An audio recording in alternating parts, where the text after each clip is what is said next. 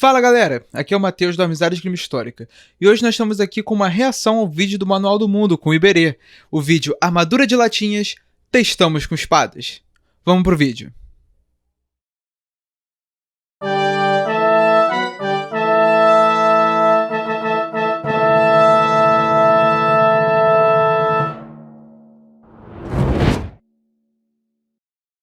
Hoje eu vou te mostrar como fazer uma armadura medieval de latinhas e no final a gente vai testar a resistência dela com espadas de verdade. Na Idade Média existia um tipo de armadura que era uma armadura de malha de aço. É isso aqui, tá? Várias argolas entrelaçadas.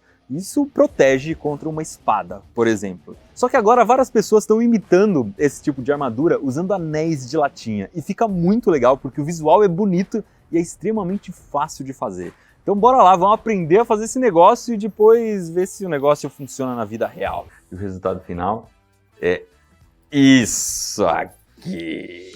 Maneiro, maneiro. Ficou bom. Ficou bonito.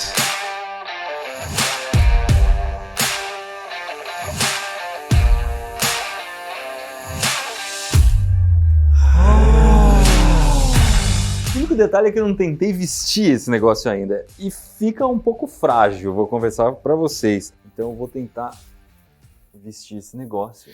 Parece meio rígido também. Sem destruir.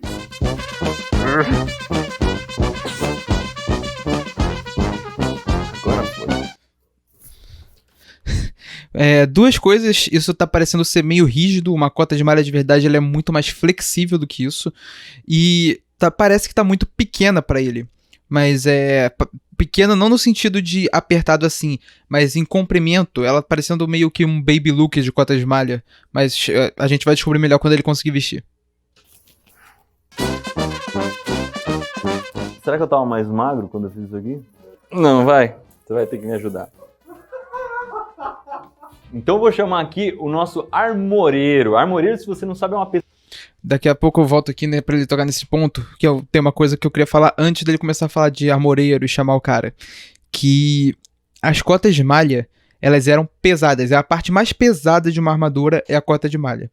E o peso, quando você tá tentando vestir ela, ele tá vestindo do jeito certo. Mas quando você tá tentando vestir ela, o peso dela faz ela cair sobre o seu corpo. É muito fácil, acontece naturalmente. Você não precisa fazer esforço, é só botar e pum, o peso faz ela cair.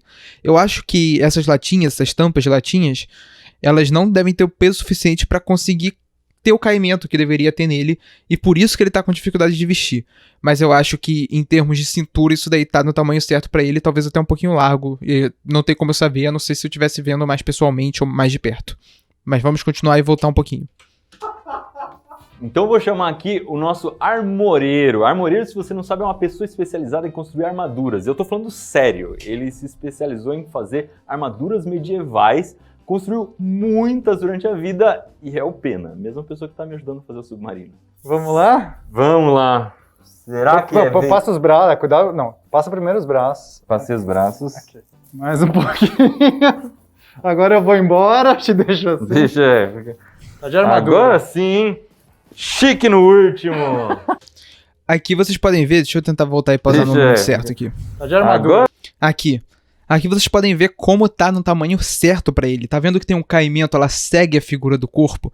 Uma cota de malha bem feita, feita sobre o tamanho que deve ser, tem que ter um caimento desses. Ela tem que ser certinho ali do tamanho da pessoa. Nem um anel a mais, nem um anel a menos. Ela é pra cair corretamente, de acordo com o pessoal medieval. Ela é pra cair corretamente no corpo. Você pode usar uma armadura mais larga, ela é funcional. Só que ela não segue a estética que eles seguiam. Você pode fazer várias coisas de vários jeitos, mas não necessariamente é uma coisa que se parece. Por exemplo, esse copo aqui. Esse copo cheio d'água que eu tô tomando aqui. Ele tem uma estética. Ele é mais fino embaixo, ele é mais grosso em cima. Os copos que a gente usa hoje, eles seguem uma estética assim, ou uma estética que eles têm a mesma grossura embaixo e em cima e são retos. Você dificilmente vai ver um copo ao contrário nos dias de hoje, em que a parte de baixo é mais grossa e a parte de fina é mais... fina? E por que você não vai ver esse tipo de coisa nos dias de hoje? Porque a nossa estética, ela é feita de tal forma que ela propicia esse tipo de corpos. É a mesma coisa com a armadura medieval. A estética que eles tinham na época propiciava esse tipo de armadura, justa ao corpo. Em alguns sentidos ela é sim prática e tem que ser desse jeito para ser prática, justa ao corpo, mas em termos de cota de malha você consegue usar uma cota de malha larga. Eles só não usavam mesmo. Agora sim, chique no último. Se isso aqui não vale um joinha, não sei o que vale um joinha, Pena. Foi o Pena que fez, que costurou, que gastou as 13 horas. Muitas horas. E ele tá odiando essa pauta porque diz que esse negócio não serve pra nada, que não segura nada, que não é uma armadura medieval de verdade. É uma fantasia, né, Iberê? Vamos combinar. Uma fantasia. Isso Onde aqui que é uma fantasia? Eu vou sair no meio de uma guerra medieval com a espada na mão? Claro que não, né? Isso aqui que você faz que é de verdade não é uma fantasia. Não, olha a diferença de peso, Iberê. Vamos lá. Essa é a cota que ele mostrou no início, né? A coifa. A coifa é a parte que vai em cima da cabeça. As duas são fantasia. É a diferença entre a cota de malha rebitada e a cota de malha butted. Qual é a diferença? A cota de malha rebitada são anéis interligados uns aos outros, né? Você vai ligando um anel no outro, pá. E aí, na parte que você abre, porque você tem que abrir, né? Você tem que ter um buraco para poder ligar um anel no outro. Na parte que você abre, você pega, coloca um pino de metal e martela. E aí quando você martela, você fecha, você sela e não consegue abrir. Você pode pegar 2 alicates e você não abre. Você só vai conseguir abrir se você cortar o anel ou estourar o pino ou alguma coisa do tipo. Você tem que estourar o metal para conseguir abrir. Isso é uma rebitada. O que é uma butted? A butted, esse fecho, o que você faz? Você abre ele, encaixa no outro, fecha e não tem nada segurando. Ou seja, tudo que está segurando ali é a estrutura. Se você pegar com os dedos, às vezes você precisa de alicate, você pegar e torcer, vai abrir, porque não está selada. Então essa cota de malha aqui, as pessoas não usavam cota de malha assim antigamente, tá? Era tudo rebitado, ou meio rebitado, meio sólido, que são anéis sólidos que você pega um rebitado e pô, mas assim, butted não era usado. Por quê? Ele também não resiste. Ele pode resistir a corte de espada, especialmente se for espada sem fio, e pegar assim, vai resistir sim. Com o tempo que os anéis vão começar a cair, que mesmo sem o fio ele não vai resistir às pancada contínua de espada ou de machado, do que quer que seja. Agora, os dois são fantasia, porque os dois não são propriamente construídos para batalha. Os dois são fantasias. Um pode até ser uma proteção para treino, né? Que é a cota de malha butted. Você consegue usar ela em treino. Mas mesmo assim ela continua mais como uma fantasia, porque você tem proteções melhores, né? Se você for fazer Reenact, você pode usar uma cota de malha assim, só que ela não é o ideal, porque o Reenact ele presume que você está usando a vestimenta que as pessoas usariam na época, então isso vai destoar, mas a maioria das pessoas usam porque a cota de malha rebitada é muito mais cara. Uma cota de malha butted você consegue por uns 1.000 e pouquinho, e uma rebitada não vai ser menos de 2.000. Esse é o ponto que eu queria trazer. E o peso não define uma armadura. Não é porque é pesado que é uma armadura, é leve não é uma armadura. Um Gambeson é relativamente bem leve. E ele é uma armadura. Na verdade, a armadura de placas não é tão pesada. Se você for pegar só a couraça, né, só a parte que protege o tronco, ela é relativamente bem leve. Ela é mais leve que um Gambeson. Não sei se ela chega a ser mais leve do que um Gambeson, mas ela tá ali, nesse limiar ali de peso. Então o peso não vai definir o que é ou não é uma armadura. O que vai definir é se ela funciona ou não funciona. No caso, os dois não funcionam, os dois são fantasia. Ok, é pesado, a fantasia é pesada. É, mas isso aqui é usado o mesmo material que foi usado nas armaduras medievais, nas malhas medievais. A única diferença é que não tá arrebitado. Falando sério, esse negócio aqui aguenta uma espada? Um de verdade, assim, Aguenta muito. Não aguenta não. Espada de verdade, com fio, se talvez num corte vá aguentar 1 ou 2 cortes, mas na estocada isso não aguenta a espada de verdade. Na verdade, nem sei se uma espada sem ponta isso aguenta, porque a estocada ela estoura anel bem facilmente. Mas enfim, isso daí não aguenta uma espada de verdade. Talvez em corte aguente 1 ou 2 cortes, vai aguentando um pouquinho, mas vai desfazer. Em estocada na primeira já vai passar, provavelmente.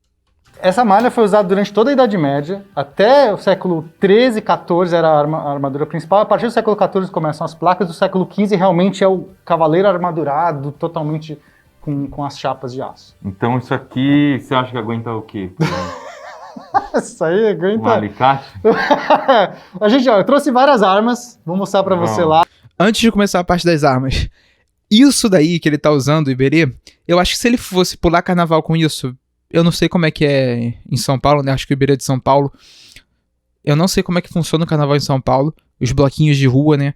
Mas se ele fosse pular aqui nos bloquinhos do Rio, com um amontoado de pessoa que fica, a armadura ia desfazer só do pessoal encostando nele, né? Tipo, pulando e aí esbarrando, etc. A armadura ia desfazer só com isso. Essa armadura não tem estrutura nenhuma. Ela é muito frágil e não vai aguentar nada. Essa é a minha previsão. Vocês não têm noção do arsenal que o Pena trouxe aqui.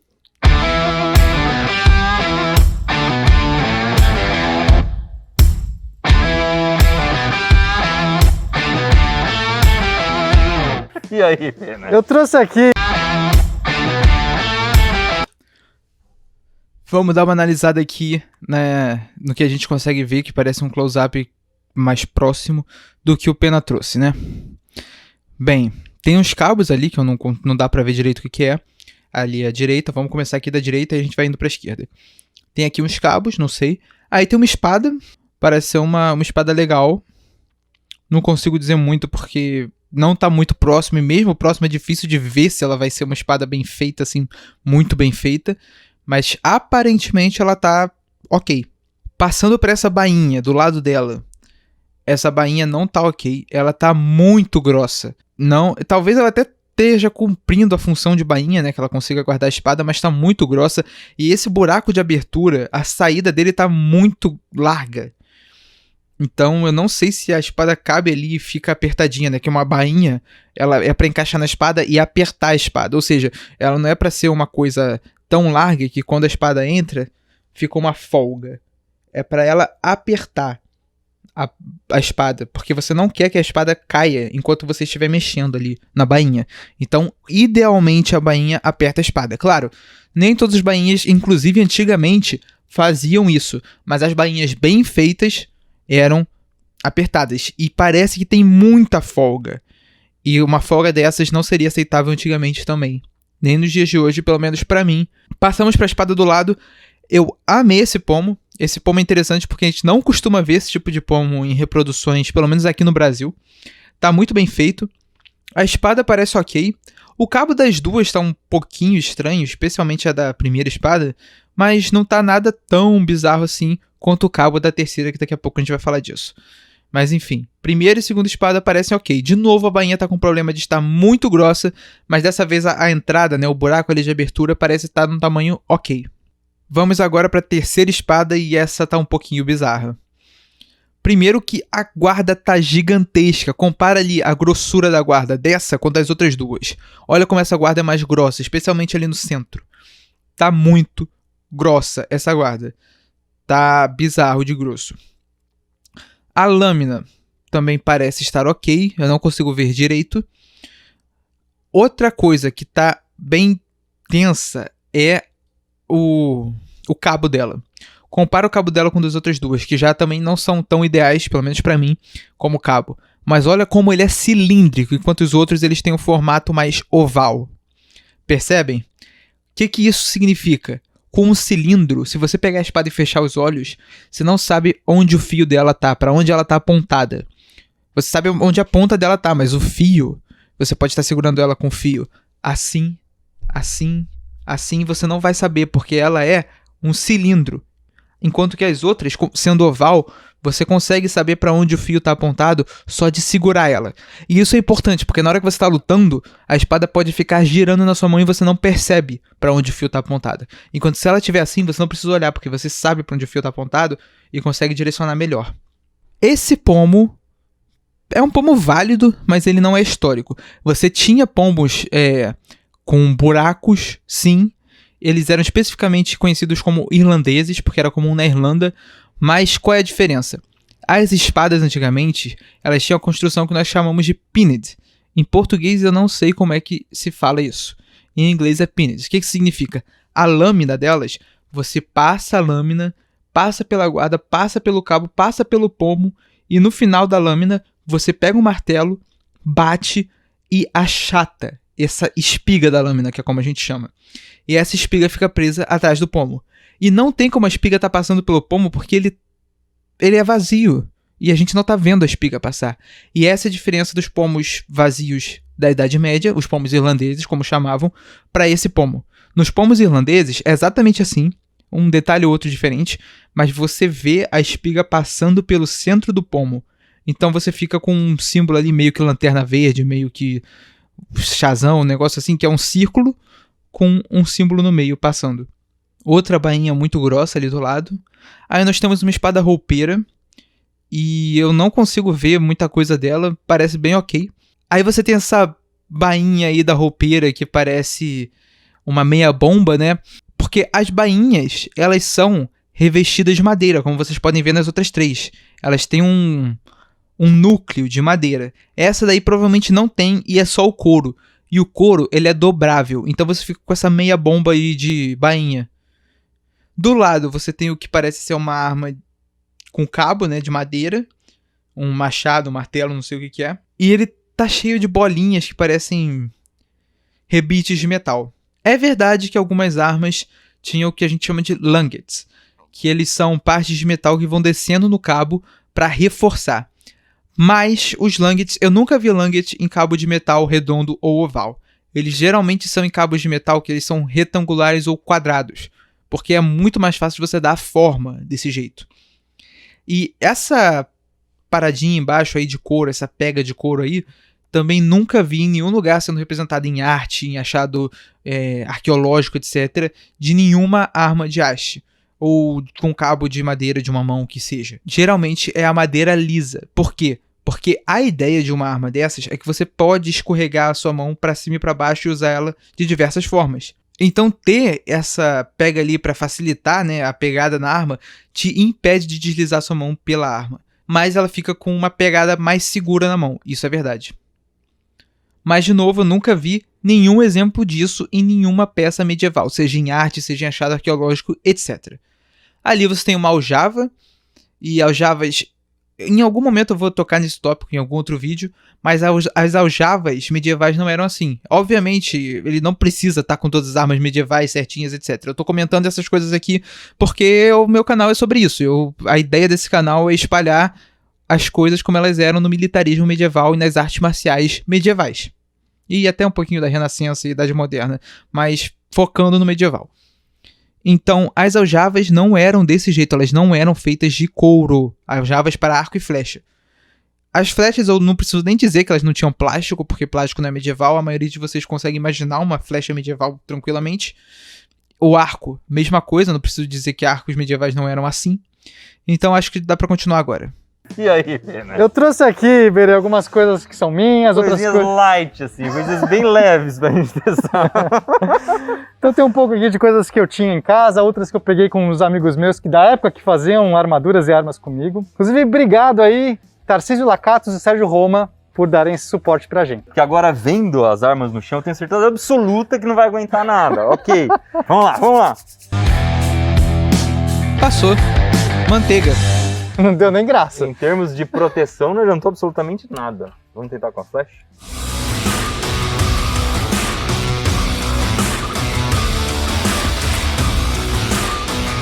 Ó, esse cara atira bem. Sabe atirar. O negócio agora é acertar no meio da flecha do pena e abrir a flecha em duas. Robin Hood. Vai lá, Iberê. Peraí, que tá caindo minha flecha aqui. Tá vendo que eu tenho muita habilidade nisso? É, o Iberê... Caramba.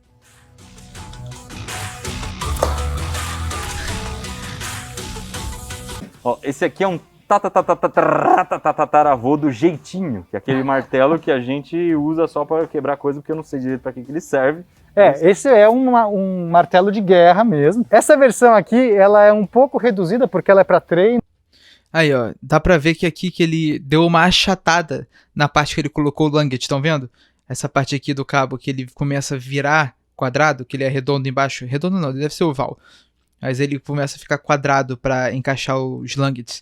Mas ali em cima dá pra ver que ele não fez isso de todos os lados. Pelo menos não até a bocadura ali onde ele encontra a cabeça de aço.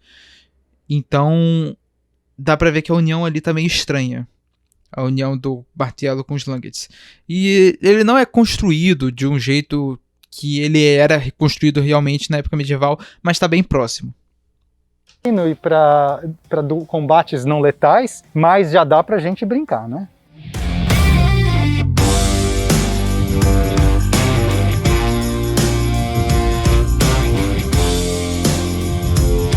Aí. Ah, a pena perdeu toda a elegância. A porrada que ele deu ali no canto estourou tudo, maneco, ó. Mas o que é interessante é o seguinte, ele resistiu, ele absorveu muito, você vê que distribuiu em toda a superfície, Sim. mas tecnicamente segurou, não sei, teria quebrado uma costela. É claro que segurou, o negócio é de feno. Isso não tem nada a ver com a armadura, segurou porque é de feno. Você vai bater no feno, o que o feno vai fazer? Ele vai amortecer todo o impacto. Não foi a armadura que segurou o impacto, foi o feno. Né? Mas a pele estaria inteira. A pele estaria inteira, teria quebrado alguma coisa ali. Vamos ver se eu consigo fazer um gesto nobre aqui, Pena.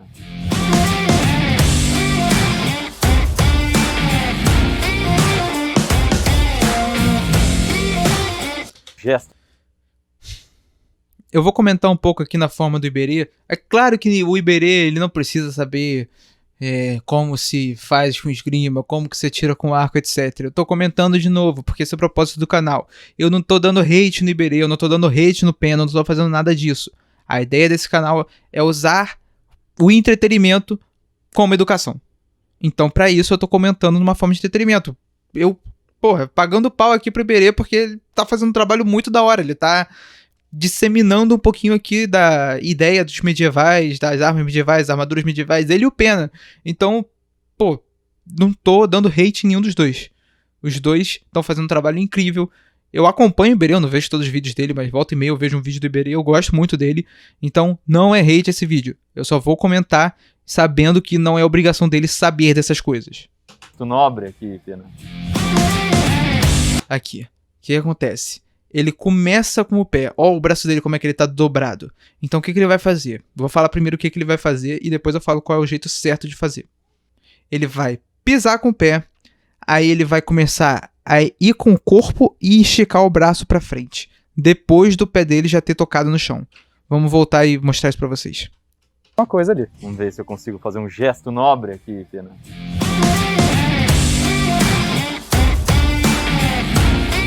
Perceberam?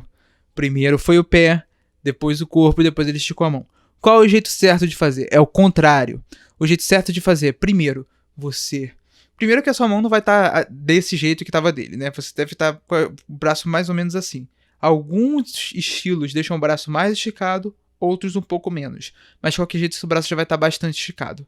Para os que você está com o braço um pouco menos esticado, você vai primeiro esticar completamente o braço, depois seu corpo começa a ir para frente, e conforme seu corpo vai para frente, você vai perdendo equilíbrio.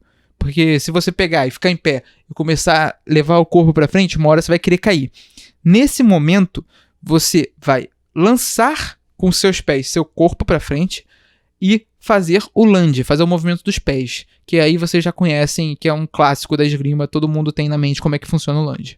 Assim, primeiro de tudo, se acontecer alguma coisa no meio do seu golpe, você simplesmente não dá o passo e volta. É muito mais rápido você puxar sua mão de volta pro lugar do que no meio de ir pra frente, parar e depois voltar para trás. Então, isso daqui te dá mais segurança, em primeiro lugar. Em segundo, dá mais poder pro golpe. Qualquer pessoa aí que já foi na academia sabe que você consegue levantar muito mais com as pernas do que com as mãos. Porque suas pernas levantam seu corpo o dia inteiro. Então, suas pernas são muito mais fortes do que seu braço, seu peito ou o que quer que seja. Então, quando você faz assim, você está usando o poder das suas pernas para impulsionar o golpe. Então ele sai mais poderoso e ele sai mais seguro. Não tem motivo nenhum para você dar o golpe do outro jeito. Se você quiser, você até no corte, você pode argumentar que você consegue gerar um pouquinho mais de poder colocando o pé primeiro. Mesmo assim, não é poder suficiente para você justificar a falta de segurança que um golpe com os pés primeiro dá. Até porque você não precisa de muito poder para cortar uma coisa. Você precisa mais de técnica, especialmente de alinhamento de fio. Mas não foi muito elegante minha espadada, né? Seguinte, agora vamos para as espadas medievais. Tá? Essas duas aqui são modelos históricos, foram usados no século XII, XIII, e elas eram boas justamente para furar malha, para bater em malha. Ou seja, teoricamente vai destruir. Tá, elas eram boas para furar malha. Elas não me parecem ser modelos feitos para furar malha. A gente tem a tipologia Oakeshott, Oakeshott foi um cara que estudou as espadas mais ou menos ali do ano 1000 até 1500, segunda metade do período medieval. Antes dele, teve um outro muito famoso que foi o Petersen. O Petersen classificou as espadas dessa primeira metade do período medieval. Aí a ideia do Oakeshott foi continuar o trabalho dele. Essa daqui que o Iberê tá segurando parece ser uma 13, 14, agora eu não lembro de qual é. Eu vou colocar aqui, a que parece ser. E eu também vou colocar aqui a que parece ser a que o Pena tá segurando. E as duas não parecem ser do tipo que seriam boas para você estocar. Geralmente, quando uma espada ela é boa para você usar contra a cota de malha, ela tem o que a gente chama de central ridge, ou linha central, ou como você quiser chamar. Por quê? Porque ter uma central ridge torna a espada mais rígida. Ela não dobra com tanta facilidade. E o que acontece quando você estoca uma armadura rígida? Nesse caso, a cota de malhas ou o que for. A espada, quando ela tocar na armadura, ela vai dobrar. Então, se a espada for mais rígida, você não vai conseguir dobrar a espada. Então, a força vai fazer com que a armadura abra e a espada passe. Enquanto que se ela só dobrar, ela só vai dobrar. Não vai passar. Então, geralmente, as espadas feitas para combater a cota de malha, elas são espadas com essa linha central. E aí você tem algumas na tipologia Oakeshott. Mais famosas são as 15 e as 18. Peraí. Eu fiz toda uma sequência aqui deixando o vídeo em câmera lenta, mas eu vi que o Iberê fez isso logo depois de mostrar a câmera em velocidade normal. Então eu vou comentar o que eu tinha comentado antes e cortar aquela parte que vai ficar melhor para vocês.